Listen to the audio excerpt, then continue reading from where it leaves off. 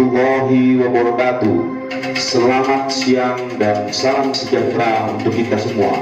Akhirnya kata baturan Kak Saruga sehat Kak Jubata harus dalam rangka memperingati Hari Tragedi Berdarah 27 Oktober 1945 di Kota Sambas, yang mana pada saat itu telah terjadi peristiwa heroik beberapa pejuang dan pahlawan Kota Sambas yang mempertahankan kedaulatan kemerdekaan Republik Indonesia yang telah diproklamirkan oleh Presiden Soekarno dan Hatta di Jakarta pada tanggal 17 Agustus 1945. Drama kolosal ini diproduksi oleh pemerintah Kabupaten Sambas, Dinas Pendidikan dan Kebudayaan Kabupaten Sambas, beserta Legiun Veteran Republik Indonesia wilayah cabang Kabupaten Sambas, dan didukung oleh Kodim 1208 Sambas beserta seluruh pemuda dan pemudi, pelajar, generasi muda, dan masyarakat Kabupaten Sambas, dan disutradarai oleh Komunitas Pencinta Pejuang Kabupaten Sambas dan Komunitas Pencinta Pejuang Kota Singkawang. Cerita ini diangkat dari buku catatan para pejuang Angkatan 45 wilayah Apening Singkawang yang berjudul Setetes Air di Padang Pasir, yaitu Laskar BPI Kabin, Barisan Pemberontakan Indonesia Kalimantan Barat, wilayah Apening Singkawang, meliputi Sambas, Singkawang, Bengkayang, Ngaban, Mempawah, dan Sungai Duri. Buku yang dikarang oleh Salim Minhad beserta seluruh para pejuang Angkatan 45 yang menceritakan seluruh peristiwa heroik yang pernah terjadi di masa revolusi dalam mempertahankan merah putih di tanah Kalimantan Barat atau West Borneo. Sambas Berdarah. Peristiwa Sambas Berdarah yang terjadi pada tanggal 27 Oktober 1945 atau 77 tahun silam.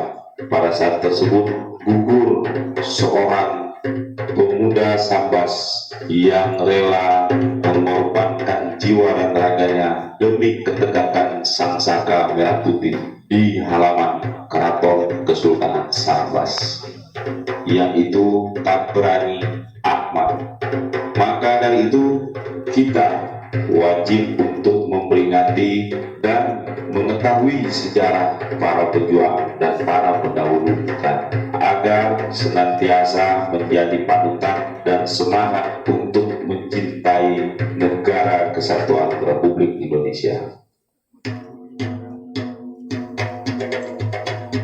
Bermula pada tanggal 27 Oktober Akhir, seorang pemuda Sambas yang datang dari Jawa bersama-sama pemuda-pemuda dari Semparu berangkat menuju kota Sambas menggunakan jeep dengan berbendera merah putih dan menyorakan serta menyampaikan berita proklamasi kemerdekaan Republik Indonesia kepada seluruh masyarakat Sambas. Sampainya mereka di Sambas, ternyata sudah disambut dengan pembukaan Indonesia Merdeka oleh seluruh pemuda dan masyarakat Sambas, yang akhirnya terjadilah demonstrasi untuk memprotes dan menentang kedatangan pasukan Belanda serta kembalinya pemerintah Belanda di wilayah Sambas. Para demonstran yang berjumlah kurang lebih 250 orang menuju sebuah kantor pemerintah Belanda, yaitu kantor kontrol, dan menurunkan bendera Belanda serta menggantinya dengan bendera merah putih. Akan tetapi mereka dihalang-halangi oleh seorang ibu Belanda yang bernama Van der Loo atau Dol, sehingga terjadi perkelahian yang mengakibatkan si Van der Loo itu tertembak oleh senjata. Setelah bendera merah putih berkibar di halaman kantor kontrol, pemuda-pemuda demonstran yang terdiri dari masyarakat Sambas, ex-pasukan NU, dan beberapa tokoh-tokoh pemuda dari organisasi seperti Perbis, Persatuan Bangsa Indonesia Sambas yang dipimpin oleh Haji Sirasuun, mereka bergerak menuju halaman istana kerajaan Sambas untuk menyuarakan bahwa masyarakat Sambas menentang yang namanya penjajahan kembali oleh pasukan dan pemerintah mitra Belanda.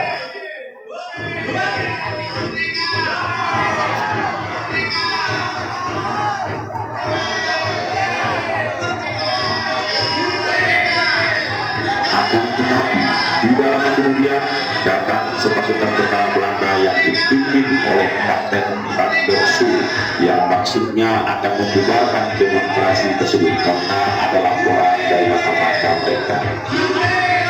Pasukan Belanda ternyata sudah mengantisipasi akan terjadinya sesuatu hal yang tidak berlaku, dikarenakan pada tanggal 23 Oktober asisten Presiden Roosevelt dari Singkawa melakukan perundingan dengan pemimpin Perbis, Persatuan Bangsa Indonesia Sambas, yang dipimpin oleh Haji Sirasuun.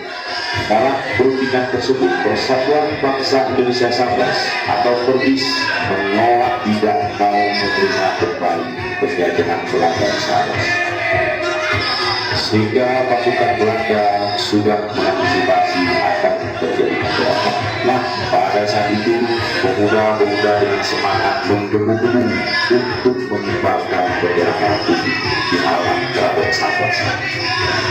Akan tetapi seorang pemuda yang bernama Tabrani dengan lantangnya membuktikan kata-kata PK, luar PK, sambil mengibarkan bendera merah putih di hadapan sepasukan Belanda, yang akhirnya si Tabrani ditembak oleh salah satu pasukan Belanda sehingga beliau roboh, hingga akhirnya bendera merah putih hampir jatuh ke tanah, sehingga Haji Sirasuun dengan cepat dengan sigap mengambil sangkar merah putih untuk tidak sampai jatuh ke tanah. Akan tetapi melihat semangat dan sigapnya Haji Sirasuun justru membuat pasukan Belanda semakin berat, dan akhirnya letusan senjata pasukan Belanda kedua berada di tubuh Haji Sirasuun, yang akhirnya seluruh para demonstran membubarkan diri dan berlari menyelamatkan ke rumah masing-masing. Dan beberapa pemuda akhirnya menggotong tubuh seorang pahlawan Haji Sirasuun untuk dibawa ke kampung halamannya untuk diobati dari luka tembak. Dan akhirnya Tabrani aman gugur seketika di halaman keraton Kesultanan Sambas, yang mana mengakibatkan semangat para pemuda Sambas untuk melanjutkan perlawanan dalam mempertahankan kemerdekaan Indonesia di Sambas. Setelah peristiwa tersebut, seluruh pemuda akhirnya berkonsentrasi di kantong-kantong perjuangan di daerah masing-masing, seperti di Jawai, di Separut, di Tebas, di Sekadim, di Sekura, di Kartiasa, dan di beberapa daerah lainnya yang tersebar di wilayah Sambas. Kini riwayat Tabrani Ahmad tinggal sebuah cerita dan kenangan yang selalu kita peringati pada tanggal 27 Oktober. Semoga cerita ini menjadi panutan serta contoh kita dalam mencintai, menghargai, dan melestarikan nilai-nilai perjuangan serta sejarah perjuangan yang pernah terjadi di Sambas. Selanjutnya, penyerahan bendera merah putih oleh Legiun Veteran Republik Indonesia wilayah cabang Sambas kepada pemerintah Kabupaten Sambas dalam memaknai serta meneruskan titipan perjuangan dari para pejuang untuk generasi yang sekarang. NKRI harga mati, takkan hilang sejarah di tanah Jawa, karena sejarahlah kita bisa menjadi maju merdeka.